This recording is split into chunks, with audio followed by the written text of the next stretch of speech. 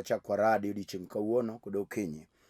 Iluonga Reverend Ayub uko awuod Nyakach kamaro ni Kandaria. Nyasaye gi ng'wono ne otimo tung' gokinyi mondo awuo kodi in miyudo thuolo ni mondo ibed piny mondo iwinj kuom wach mondiki. Adwa nasom kuom kitabu mar Zekaria. Adwa somo kitabu mar Zekaria adek matindo tindo achiel nyaka 4. Kitabu mar Zekaria adek matindo tindo achiel nyaka 4. Mumbo Nyasaye wacho niya: bang'e Ruoth Nyasaye nonyisa Joshua jadolo maduong' kochung' e nyim malaika mar Ruoth Nyasaye, kendo ne aneno Satan bende kochung' bad Joshua korachwich mondo odonjne. Eka malaika mar Ruoth Nyasaye nowacho ni Satan niya: Yaye Satan, Ruoth Nyasaye mondo okweri. Adier, Ruoth Nyasaye moseyiero Jerusalem obed mare owuon mondo okweri. Ng'atni donge chalo gi yien moyudhi kaliel e mach. Noyudo ka Joshua ochung' e nyim malaikano korwakore gi lewni mochido. Malaikano nowacho ni jomochung' e nyime niya: lonyneuru lewni mochido oko. Eka nowacho ni Joshua niya: neye kaka asegolo richoni oko kuomi, koro abiro rwaki gi lewni mabeyo. Walam Nyasachwa. Agoni ni erokamano Nyasaye maduong' maratego marambi. Ija adiera Ruodh Israel kuom thuolo miloso Nyasaye kod okinyi ne chwo kod mon. Nyasaye kuom wachni misekete chunya. Ia malo gi bat morie Nyasaye mar chuma mar teko. Tam dwaro mar jasigu Satan, Nyasaye manyalo wuok ataro mar winjo, Nyasaye mar ng'ato sani. Erokamano Nyasaye ma ok lo mar gode ga ore, Nyasaye mochwe gik mineno kod ma ok ne. Wachni Nyasaye opim kod koth ma ok delor malo, Nyasaye kaw kotimo gimoro. We Nyasaye kiloso paro kod chuny mag jomaler, Nyasaye mondo winj kuomi. Duong' pak oduog ni Nyasaye kimako loch te mag pinyruodh mudho koro ling' thi. Okinyi ni yudo duong' Nyasachwa nikech onge mipimo kodi. In kendi emiromo Nyasachwa, in kendi eminyalo duto te. Ondike muma Nyasaye ni duto te ma ok nyalore kuom dhano nyalore mana kuomi. Koro amalo Nyasachwa mondo iked gi joma kedo gi winjo. Duong' pak oduog ni kod okinyi. Alami kapoi kayie nisetimo gik madongo sani e nying loch mar Yesu Kristo. Amen. An mana wuoyo kodi. Awacho ni luonga Reverend Ayub uko awuod Nyakach Kandaria. Ang'eyo ni johera mag Lolwe TV Gweth Mokinyi osebedo piny mondo winj kuom wach. Nyasaye mondo gwedh wachne machuo e dhoga e kitabu mar Zekaria adek asomo matindo achiel nyaka 4. Wach madona wuoye kodi janeno kata jahera mar Lolwe en wach manok ahinya ma Zekaria onene fweny ka oneno weche moko katimore mano janabi kuom Joshua jadolo maduong'. Weche mag unabi samoro winjo tiendgi bedo matek ne oganda makawuono nikech weche mag unabi dwaro gimiluongo ni roho maler kanie chuny ng'ato to nyalo fwenyo wach mar unabi miwuoye. Unabi en prophecy, opoko timore to obiro timore to senene e yor fweny. Dwaro ng'at ma winjo ne oter nyange kendo winjo ne leo kendo winjo ne kare. Uwinjo weche mag unabi ato wachno miyo ng'ato bedo gi miluongo ni fwenyruok mar fwenyo wach mondiki kata milero e wach mar unabi. E wach masomo en fweny ma janabi Zekaria neno kuom jadolo miluongo Joshua. Mano thuon jal ma Nyasaye ne tiyogo e kiwango mamalo. To thoro mar wach ni ariyo matindo mawacho ni eka malaika mar Ruoth Nyasaye nowacho ni Satan niya, yaye Satan, Ruoth Nyasaye mondo okweri. Adier Ruoth Nyasaye moseyiero Jerusalem obedo mare owuon mondo okweri. Ng'atni donge chalo gi yien moyudhi kaliel e mach. Mane wach kata thoro yie mar wach ma adwa nawuoye. Ng'at machalo kod yien moyudhe mach kaliel. Ng'at machalo gi yien moyudhe mach kaliel. Mane thoro mar wach ma adwa nawuoye kodi ka Nyasachwa omi winjo. Mowacho ni Ruoth Nyasaye nowuoyo kokalo kuom nabi ne Zekaria ma janabi. Ka Zekaria neno weche moko mapok otimore to Ruoth nyisegi. Kawuono ibiro yudo ni jonabi tin, kata ka ginitie to majority mag jonabi moko omedo gariyo. Kendo kawuono jonabi nyalo koro wach ma ok bitimore. Ndike muma ni tem giurane jonabigo mawacho weche mag giwuon. Kech jonabi kanyo ji mang'eny kawuono osekawe ka giro yuma mar walo, mar loso pesa, mar mwandu. Miyud ka jatich Nyasaye moro hedhore, ato koro wach moro ne dala moro, kata koro wach moro ne dhako moro kata dichuo moro, kata jatuo moro, wach ma ruoth to ok owuoye kode. Kech unabi en ni Nyasaye wuoyo kod ng'ato kokalo kuom roho, to fwenyone wach moro monego bed ni biro timore kata mana bang' dwe 2 kata dwe 1 kata kiny kata oruya kata higni 10. Wach mar unabi no ka timore to nitie ng'at monego mi fwenyruok mar unabi, gimonego timre. Ma ka en gima rach to onego bed ni wan gi jotich Nyasaye ma jolamo madonjo kendo lame wachno, ato wachno kethore kapok sa ma nonego bieno otundo.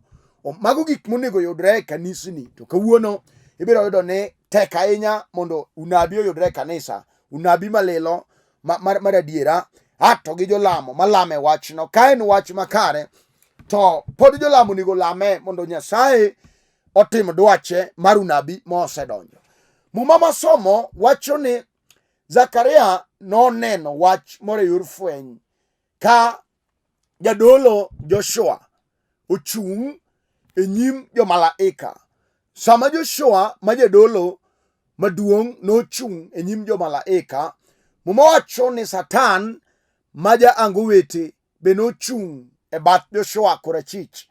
To wach maduong' manoketo Satan e bath Joshua en ni mondo odonjne Joshua kuom weche moko e nyim jomalaika.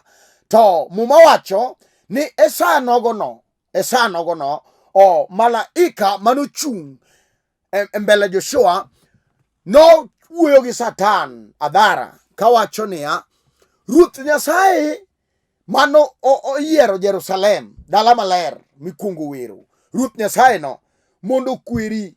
Nikech ang'o? Adier Nyasaye ma ruodh polo gi piny manowalo Jerusalem mondo obed mare mondo okweri. Nikech jal michung' e bathe ma korachwich ma idwa ni donjne gi weche moko, kech wan gi Satan ma jadonjne wete ma kata sani gokinyi mwabedo pinyni wan gi joma Satan oseango motimone gi gik moko mane ok gipar, ma jachien okuodo wiye, ma jachien ogolo gudu mane ni e wiye mogo piny ma kilase ochalo ka gima odok piny. Nikech ang'o? Jaangene wete mondike jo-Kolosai cha nodonjone gi weche moko. Apako Yesu jateko mar Kalvari. To mae wach ma Zekaria be neno. Kama Joshua jadolo ochung' e nyim jamalaika, to Satan be ochung' e badhe, bolor mondo ochung' e badhe korachwich mondo ang' ne weche moko. Muma wacho niya, Bang'e Ruoth Nyasaye nonyisa Joshua. Mano Zekaria neno weche moko Ruoth Nyasaye wuoyo kode kuom Joshua ma jadolo. Kochung e nyim malaika mar Ruoth Nyasaye, kendo ne aneno Satan bende kochung e bad Joshua korachwich mondo odonjne. Apako Yesu ma jateko. Wan gi Satan ma jadonjne wete. Kendo kineno ka gik moko timore, ne gipenjiri gimomiyo gik moko timore. Kech wan gi gik matimore mabecho, koka wan gi gik ma Satan chuga kuom ng'ato. Meru kata ka bedo dhako ma pache ler, to Satan malo to donjone kuom chuore.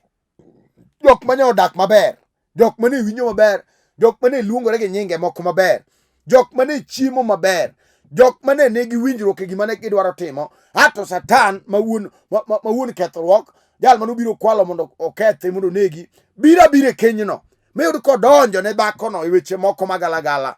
Ma dhako no oriemb chiege manyo kawo ka gitimo ga arus. Kata dhako no los ni chiege weche mag lweny mag imruok, mi winj ka samoro onyiso dhako ni ina biro negi. Gimomiyo wacho mano, wan gi Satan manolor e bath Joshua jadolo kochung e nyim jo malaika, to Satan be ochung e bathe mondo donjne. Satan ochung e bathe.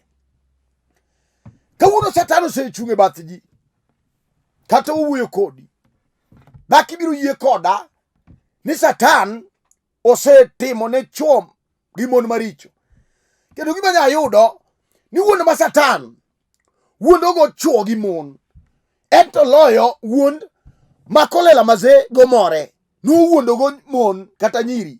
Ni an kapari to kachiem, to onge kama notere kolela maze kod omore e osuptal ni kech onegogi.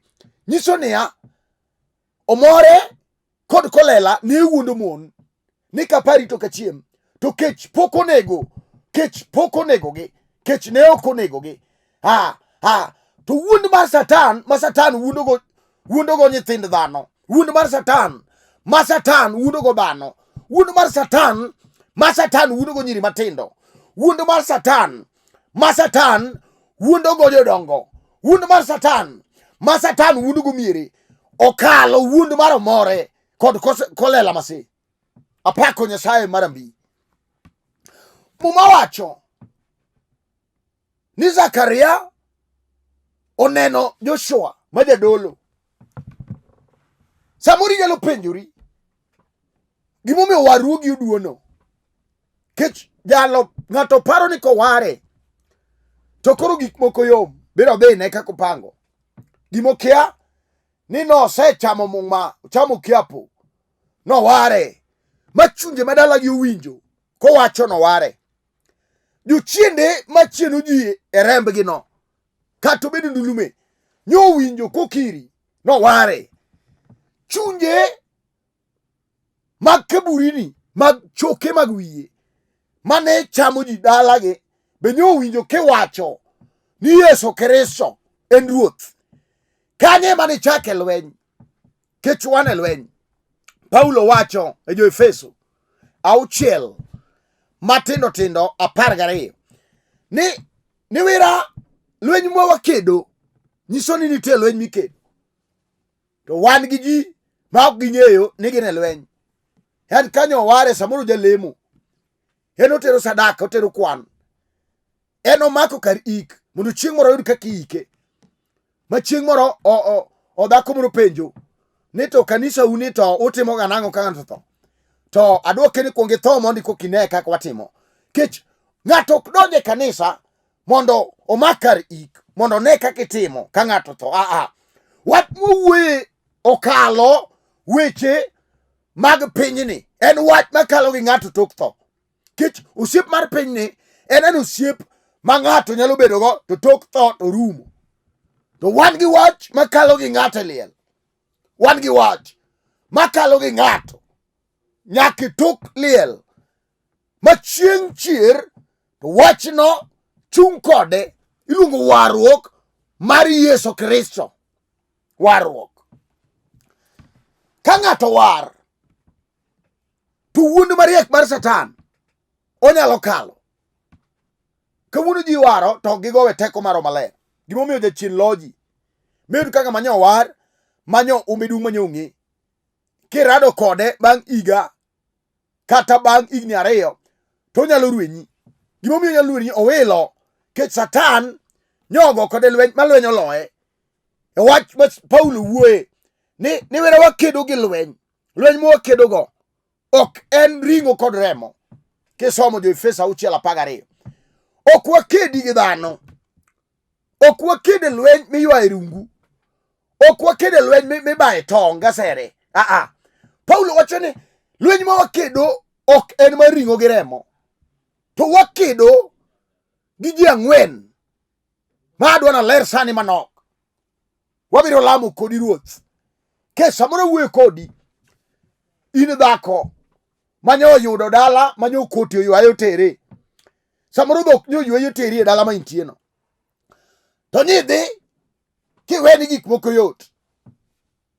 Gima nyo ikia mon manotedo kanyo meleni moko ne lo chamo keto dala magath magalagala odala magwa nyikini nyose donye maram kasa podi samoro dala madhako ka dhako madonje to nyathi moago oke madonge dalano onge nyathi minyuolo kanyo madongo kendo gotemo nyuolo nyathi kanyo to kisoni chamo wan gi miere ilago. Ema Paulo wuoyo lweny ma wakedo ok waked gi ringo gi remo. Ng'ato nego donje ro mondo ng'e lweny mar Satan kod lweny mar Nyasaye. Ka ng'ato onge ro to mondo ked lweny mar chuny tame ma wang'o duogi wich kuot ka warruok oyudo wich kuot. Apako Nyasaye maduong' mar nyalo. Paulo wacho ni wakedo gi joloch. Mano wach mokwongo. Wakedo gi joloch. Wakedo gi joteko. Wakedo gi ruodhi. Koka wakedo gi lang chunje maricho ma ok mag pinyni. Mag wach me ka ng'ato ng'eyo, ng'ato nyalo ikore ne lweny mochomo ka tok warruok to lweny pod nitie. Kech wakedo onge kamikawe osimbo maonge kedo. Kata obed mana pap mar ng'wech, jal mimiyo midila en jal mokedo, kata jal moringo moyombo ng'wech en jal mimiyo midila. Kata obed lweny migoyo mar Al-Shabab gi Kenya, to jal mibiro med nyota igoke nyaka obed jal manyolo lweny muduogo gi loch e lwete. Into poli dwa dhi nade ka lweny oseloi, ka jachien thianoni warruok oregore orumo, in kata lweny ubiro matin kata mana mitemo go yieni mano kendo oromi we warruok. Iwacho ni karo tek mana kama, kata ubed mana malaria matin mano kendo e yieni, kata mana riyo kech ndalo achiel osemiyo dhako oringo we warruok. Wacho ni ma afadhali adhi amany oko, otemo to duogo. Nyiso ni jalo nokodonjo gi miluongo ni roho maler. Ondiki Muma wacho ni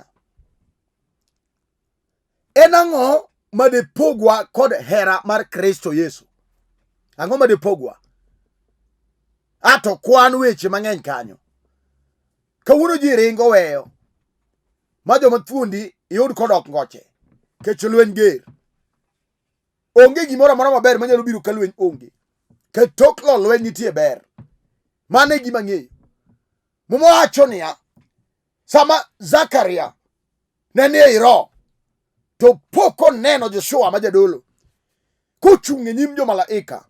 Hata Satan jasigu jal mano biro kwalo ketho to nego bewa ochung' e bathe korachwich. Nyiso ni Satan okia kata jadolo. Joshua ma osigu ochung' e bathe mane Satan ochung' e nyim jo malaika. Hata Satan bo ochung' e bath Joshua. Nonge maber ni Joshua ne jadolo. Koro mano okodewre kati jadolo.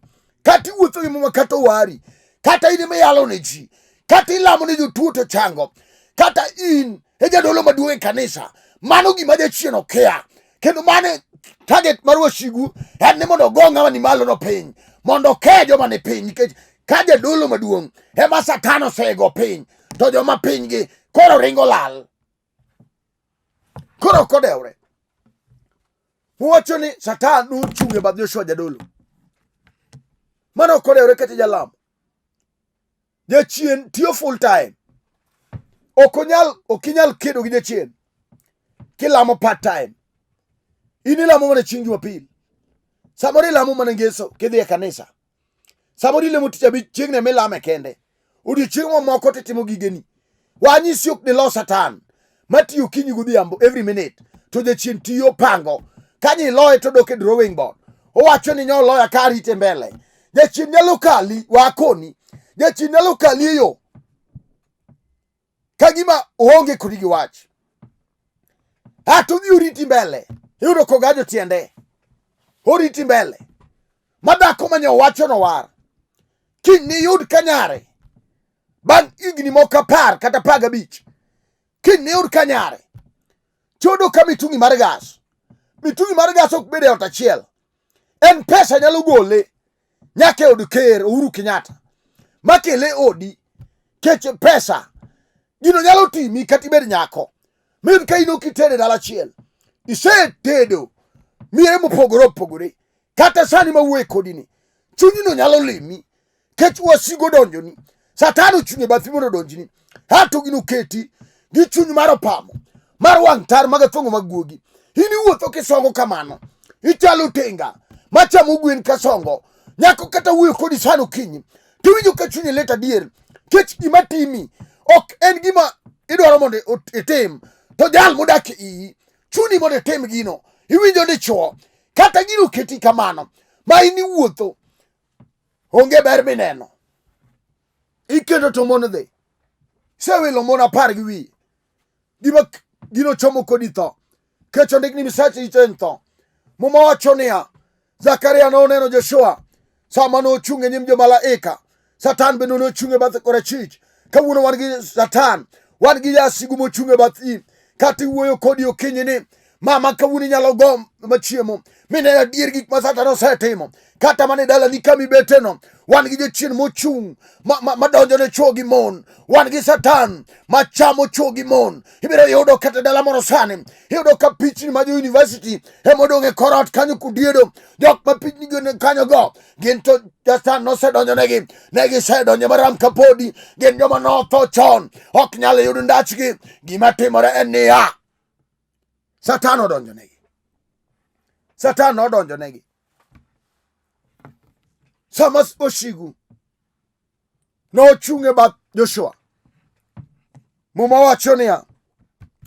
Malaika mar Ruoth Nyasaye no wacho ne Satan niya. Yaye Satan. Ruoth Nyasaye mondo okweri adier. Ruoth Nyasaye moseyiero Jerusalem obed mare.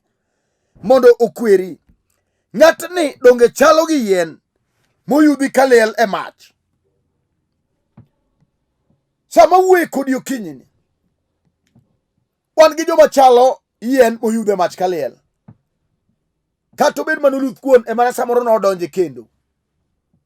To wuon gi ofwenyo ka mach osechako wang'e. Inyalo yudhe piyo nikech ogir tich machielo. Kawuono wan gi chuo gi mon. Ma kata wuoyo kode okinyi.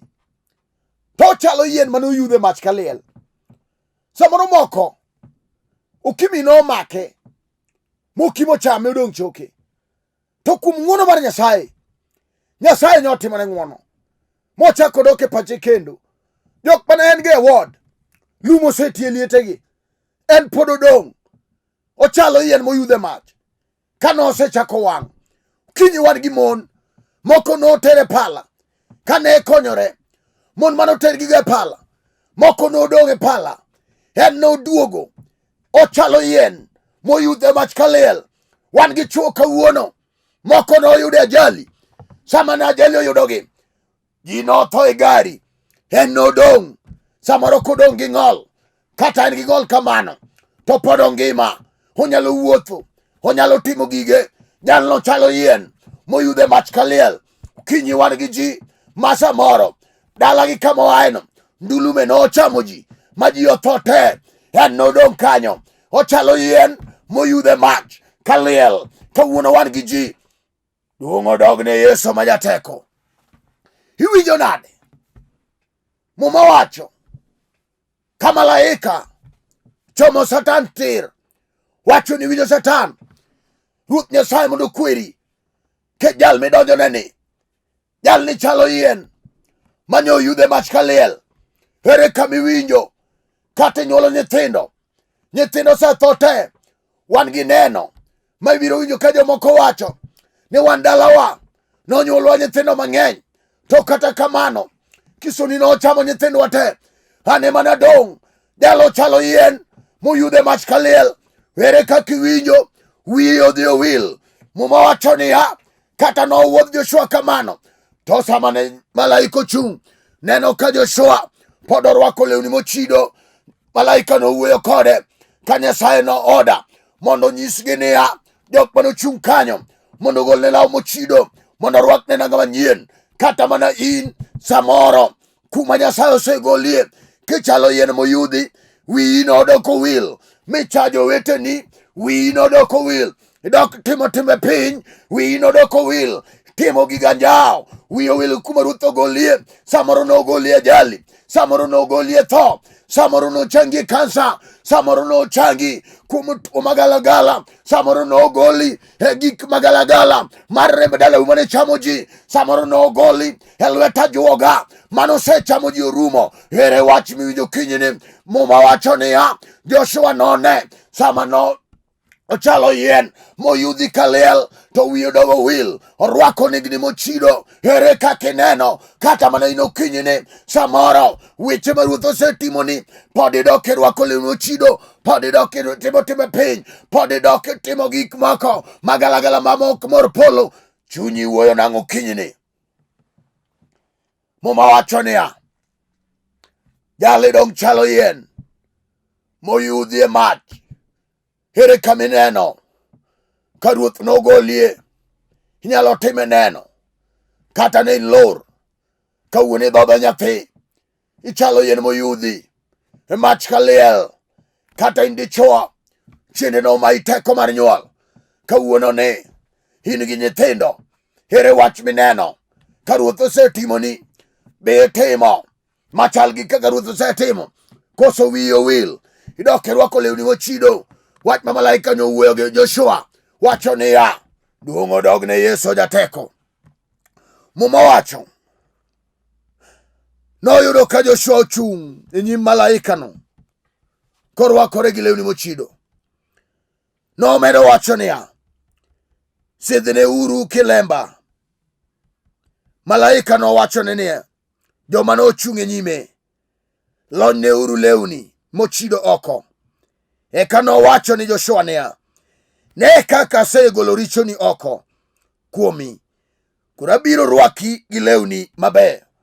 Kata mana in, Ruoth Nyasaye oikore mondo ogol richoni, kata obed richo mar remo, kata obed richo mar anyuola, kata obed richo mane kwero otimo, kata obed richo mane machamo ji e dala kanyo, kata obed richo mar dong' mar kwamo, kata otamo wago kinini ok dhi tedo, kata otamo jowuoyi matindo ok nyal kendo, kata ikendo dichuo to hawi marach ore kuomi, kata otami nyathi okinyine, kata kisoni chamo ni nyithindo. Jehova wacho niya, malaika nowuoyo gi joma nochung' e nyime ni koro golne uru lewni mochido. Kata in mana sani kiyie, Ruoth nyalo golo ni lewni mochido.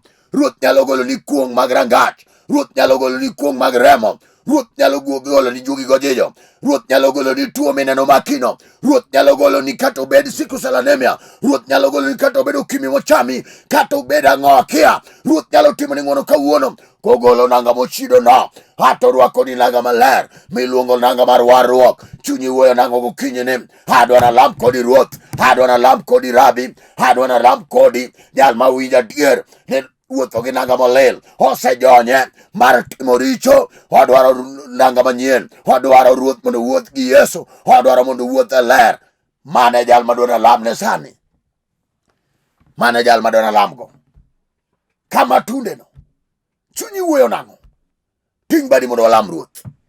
Kata ituo, kata igoliti moi, kata yalo kes, kata kar gedo onge, kata uriembi oko, kata mailo, ba wuo kodi niya, wan gi Nyasaye mar kerubi, manyalo mako badi kendo, Nyasaye ma bado timo chuma, Nyasaye ma ono marambi, Nyasaye ma golo jugi gojijo, Nyasaye manyalo chungo nyaka tho, mar range machamo ji, Nyasaye manyalo chungo nyaka jali, matimore miere gi range, Nyasaye manyalo kwang kodi Disemba ni.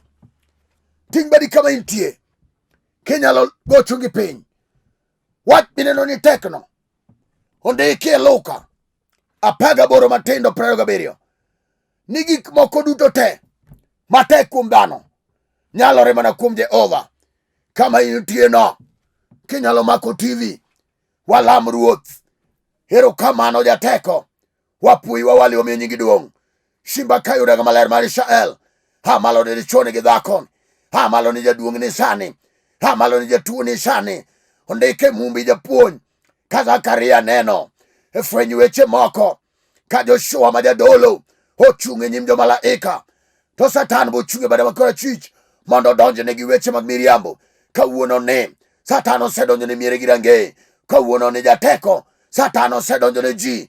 Ha malo Nyasaye king'ado negi bura makare, ichango jotuo sani ne nyako Nyasaye ma jachien otame ode. Kawuono ni jateko kata Satan osedonjo negi kokalo kuom remo moaye timne ng'wono kendo. Erokamano ne dichuo Nyasaye madwa gedo ni, nyaka dichuo madwa dhi nyumo chiege to Satan odagi. Ane malo sani Nyasaye ka nyingi duong'. Par Lolwe TV, par jotelo duto te, ting Lolwe TV malo. Nyasaye nyaka joma tiye iye, par joyalo duto te mayale Lolwe TV ka, tingi malo kanyakla. Erokamano ne ji duto te, isechango jotuo, iseduogo geno ne jok mageno gi olal. Duong' pako dugni manyaka chieng' e nying loch mar Yesu Kristo.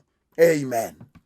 An mana wuoyo kodu, iluonga Reverend Ayub uko, awuod Nyakach Kandaria, alemo kod kanisa mar St. Meshach Fellowship Church.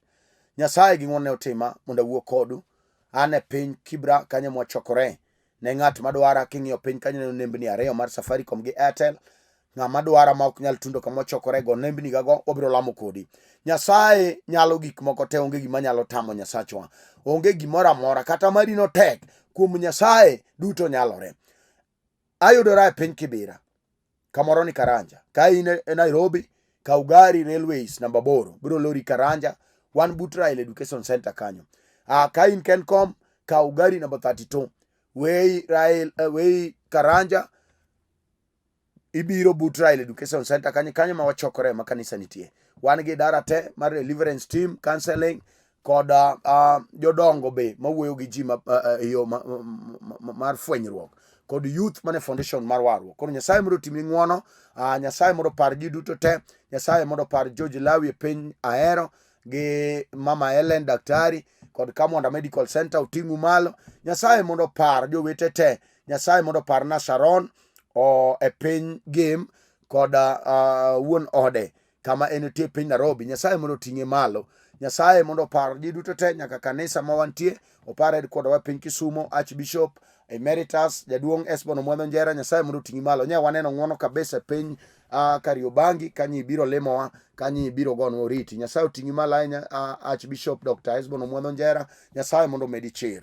Erouru kamano, wachak waraduru chieng' wuok tich mabiro sa 12 nyaka 12:30. Namba na en 0727 38 5424 0727 38 5424. Namba na machielo en 0734 434 156. Warade sa Nyasaye chieng' wuok tich sa 12 nyaka 12:30. Shalom, shalom, shalom.